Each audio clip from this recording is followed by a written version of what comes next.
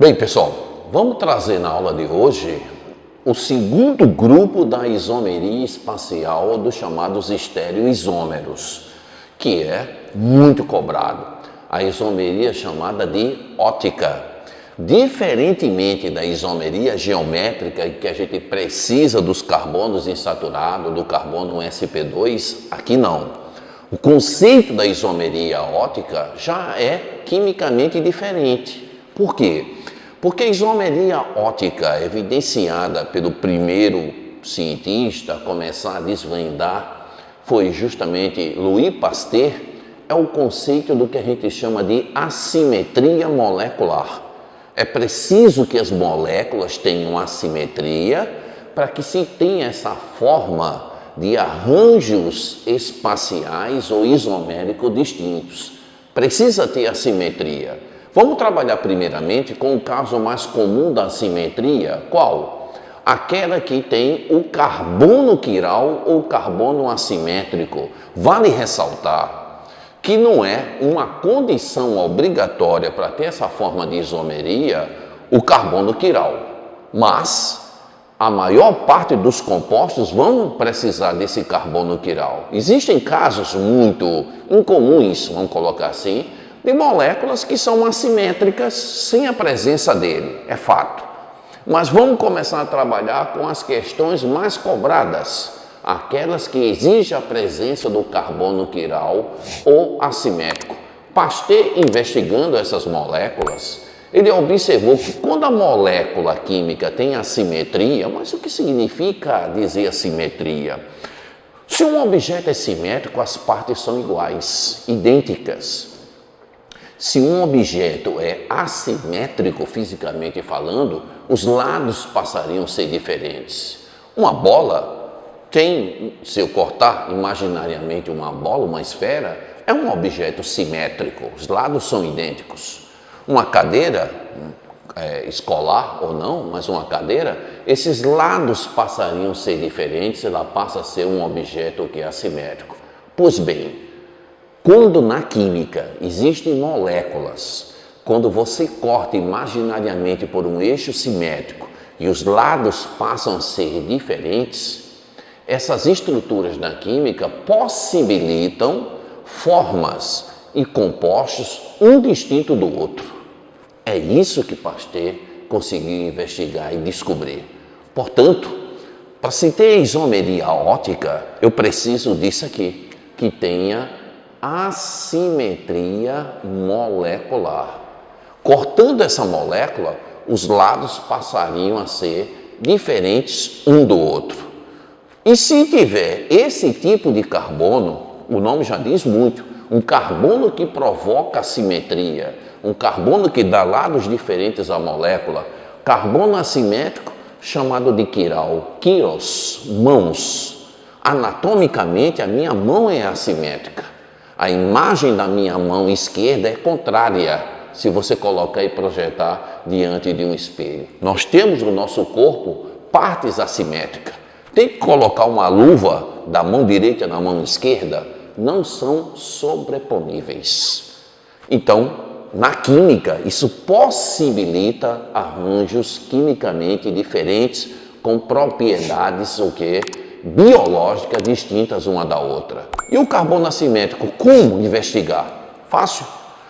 Se você tiver um carbono que os 4 grupos em torno do mesmo sejam quimicamente diferentes entre si, a gente chama isso de ligantes, R1, R2, R3 e R4, todos os grupos em torno desse carbono sejam quimicamente diferentes, você está diante de um carbono quiral ou de um carbono assimétrico, que a gente marca com um asterisco, simbolizando isso. Veja aqui nessa molécula, a molécula do ácido lático, que foi a molécula que Pasteur começou a trabalhar, oficialmente é o ácido 2-hidroxipropanoico. Corrigindo aqui para a gente, por favor. 2-hidroxipropanoico, tem que ter aqui o grupo carboxílico. 2-hidroxipropanoico. Agora sim, você teria aqui o carbono 1, que é do ácido, o grupo alcoólico, o hidrogênio e o grupo metil. Você vai observando que os 4 grupos em torno desse carbono 2 são totalmente diferentes entre si. Eu diria então que essa molécula tem atividade ótica, que essa molécula propicia isômeros espacialmente diferentes um do outro. Como observar esses isômeros? Aí é uma tarefa um pouquinho difícil, mas esse cientista bioquímico Emil Fischer me deu aqui uma forma da gente representar uma estrutura bidimensional em 3 dimensões, dá um tratamento tridimensional. O que é que você tem que fazer? Uma interseção de reta, onde nessa interseção de reta está esse carbono aqui, o carbono quiral, o carbono assimétrico. Distribui os 4 grupos distintos: ácido, álcool, metil e hidrogênio. Imagine que isso está diante de um espelho imaginário. Fiquei na frente do espelho, é o objeto, como a física coloca, é a forma de um dos isômeros, que a gente chama de destrógeno, símbolo D minúsculo ou mais. A gente pode colocar assim. Faça a imagem, óbvio, a estrutura invertida dele, dá uma olhada. Inverti o grupo ácido, inverti o grupo alcoólico, inverti o grupo metila. Aqui eu tenho uma imagem. Essa imagem é o outro isômero, chamado de levógeno, símbolo L ou ainda menos. Esse par, pessoal, destrógeno, levógeno, são os isômeros dessa molécula que tem o centro quiral. Esses são os 2 isômeros da minha ótica aqui. Esses 2, esse par é chamado de par de enantiomorfos, ou ainda de isômeros o quê? Ativos. Então, resumo, se a molécula apresentar um centro quiral, um carbono assimétrico, essa molécula tem uma simetria natural. Essa simetria provoca a formação de isômeros diferentes do ponto de vista espacial, só que são isômeros feitos por um espelho, são isômeros especulares, um sendo a imagem contrária do outro, como Pasteur colocou com as minhas mãos, mão esquerda, mão direita, ela sendo assimétrica, e essas mãos não são sobreponíveis. É a mesma coisa que eu estou fazendo aqui. Eu tenho um destrógeno e tenho um levógeno que nascem, são oriundos, são produzidos da mesma molécula. Esse a gente chama de par de enantiomorfos. Na sequência, vamos resolver uma questão do módulo, trabalhando com isso aqui, para a gente dar aquele reforço teórico para vocês, ok? Pessoal, vamos então, como a gente vai trabalhar aqui, uma questão do livro de vocês, trazendo esse conteúdo para a gente de isomeria ótica, de carbono assimétrico e de moléculas quirais.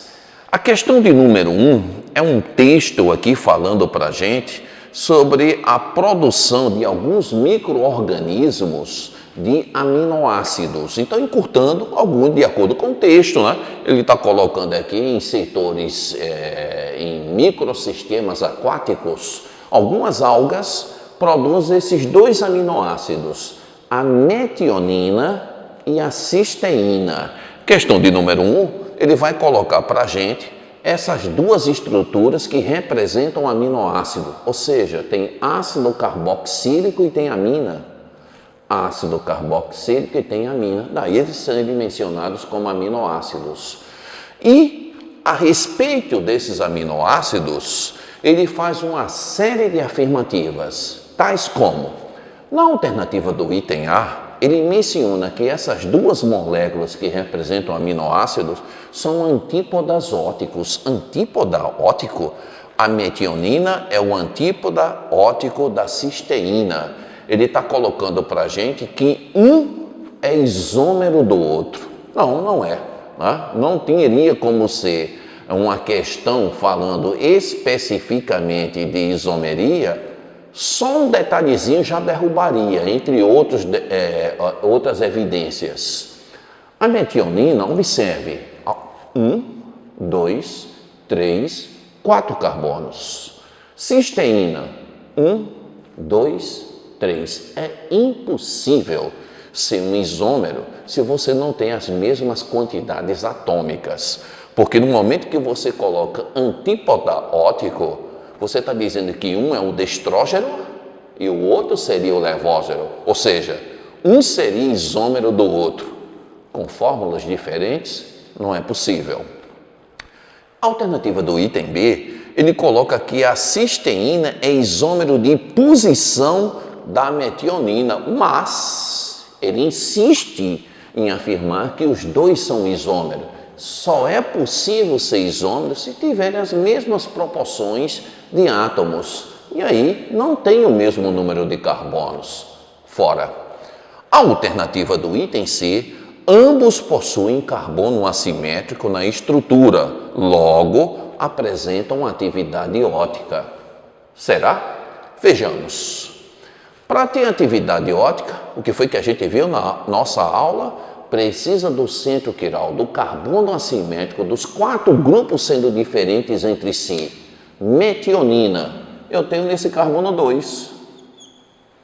No carbono, sim, o hidrogênio, o grupo amino, o grupo do ácido e toda essa estrutura aqui. Isso aqui é um centro quiral. E a cisteína, também eu teria aqui no carbono 2, o hidrogênio, o grupo amino, o ácido e todo esse grupo aqui também sendo um centro quiral. Confirma. Os 2 aminoácidos possuem no seu carbono de número 2 centros quirais, portanto, os dois vão ter atividade ótica. Concordo, então, eu vou ficar com a alternativa do item C, questão de número 1, sobre isomeria do tipo ótica. Até uma próxima aula nossa.